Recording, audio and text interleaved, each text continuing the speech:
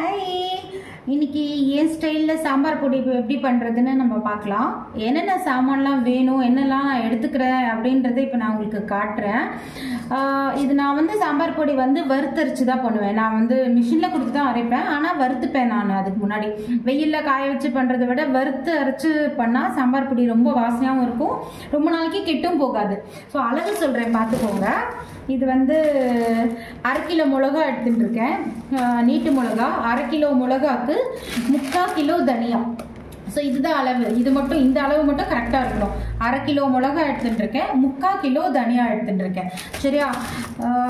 அதுக்கப்புறம் வந்து சீரகம் வந்து 100 கிராம், கடுகு வந்து 100 கிராம், அதுக்கப்புறம் வந்து வெள்ளி மஞ்சள் 100 கிராம், வெந்தயம் வந்து கொஞ்சம் 100 கிராமுக்கும் மேலே கூட போட்டுக்கலாம், கசக்காது, நல்லாயிருக்கும்.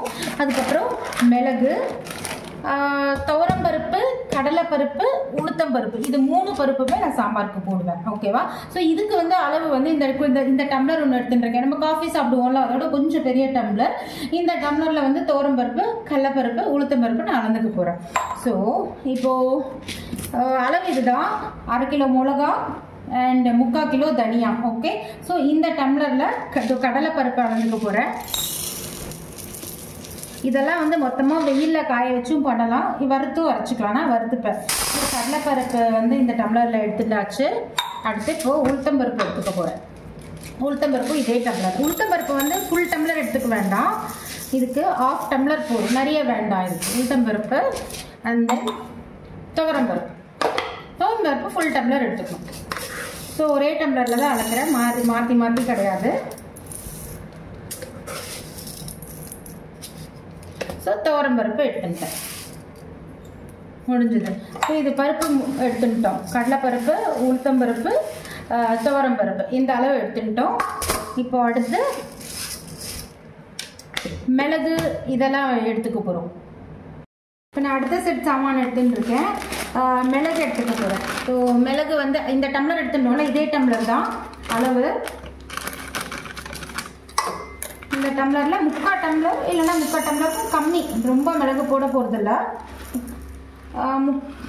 1/2 டம்ளருக்கு மேலே எடுத்துட்டு இருக்கேன் மிளகு. அப்புறம் சீரகம்,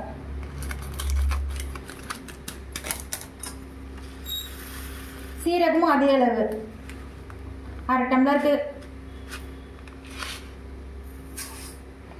அதே டம்ளர் தான். அண்ட் தென் இப்போ வந்து கடுகு, கடுகும் 1/2 டம்ளர்,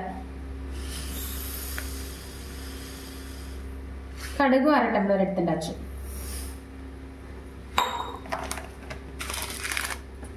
இப்போ வெந்தயம், வெந்தயமும் 1/2 டம்ளர் தான் எடுத்துக்கிறேன். வெந்தயமும் 1/2 டம்ளர். அவ்வளோதான். இப்போ எல்லா சாமானும், மேல் சாமான் எல்லாமே நம்ம எடுத்துட்டோம். பருப்பு நான் இங்கே வறுத்துன்னு இருக்கேன், காட்டுறேன்.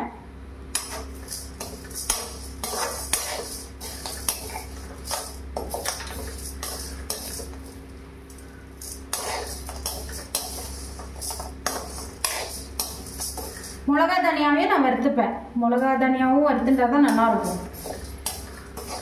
இப்போ வந்து ரொம்ப வெயில் எங்கே அடிக்கிறது இல்லை, இந்த மிளகாலாம் காயிற அளவுக்கு ஒன்றும் இப்போ வெயில் அடிக்க மாட்டேங்கிறது. அதனால வந்து வறுத்துண்டுலாம், அது கொஞ்சம் பெட்டராக இருக்கும். அவ்வளோதான், காந்திட போகுது, அதனால கொஞ்சம் பார்த்து வறுத்துக்கணும்.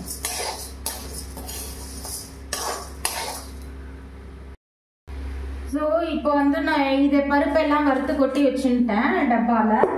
அப்புறம் இப்போ அடுத்த மேல் சாமான்லாம் எடுத்துட்டோம்ல, வெந்தயம், கடுகு, மிளகு, சீரகம், இதெல்லாமும் ஒரு வறுத்துக்க போகிறேன். ரொம்ப வறுக்கணும்னு அவசியம் இல்லை, சும்மா ஒரு வெயிலில் காயிற மாதிரி தான். அந்த சூடு கொஞ்சம் ஏறி இதுவானதான், ஏன்னா ரொம்ப கருப்பாயிடும், வெந்தயம்லாம் கருப்பாயிடுச்சுன்னா அப்புறம் கசக்க ஆரம்பிச்சிடும். சும்மா ஒரு வறுத்துக்கலாம், அவ்வளோதான். இதையும் வறுத்து கொட்டினதுக்கப்புறம் தனியாவும் மிளகாவும் ஒரு வறுத்துப்பேன், அவ்வளோதான். இப்போ நான் தனியாக வறுக்க போகிறேன். பெரிய பாண்ட்லிங்கிறதுனால நான் அப்படியே 3/4 கிலோ தனியாவை போட்டு வறுத்தேன். கொஞ்சம் லோ ஃப்ளேமில், இது வந்து ரொம்ப லைட் வெயிட்டாக இருக்கும் தனியா, அதனால் கொஞ்சம் லோ ஃப்ளேமில் இந்த சூடு படுற மாதிரி இருந்தால் போதும். ரொம்ப வந்து வறுக்கணும் அப்படின்னு அவசியம் இல்லை, கொஞ்சம் இந்த சூடு ஏறுனா போதும் அந்த தனியாவில், அவ்வளோதான்.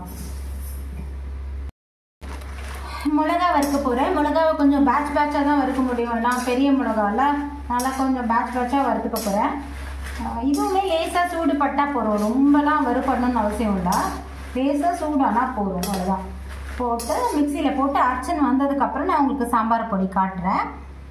சாம்பார் பொடி பார்த்திங்களா, கம்மன்னு ரெடி ஆகிடுது. இது அப்படியே ஒரு ஏர்டைட் கண்டெய்னரில் போட்டு ஸ்டோர் பண்ணிட்டு 6 மாதம் வரைக்கும் ஒன்றுமே ஆகாது, அப்படியே இருக்கும், செம்ம டேஸ்ட்டாக இருக்கும். இது வத்த குழம்புக்கெல்லாமும் யூஸ் பண்ணிக்கலாம்.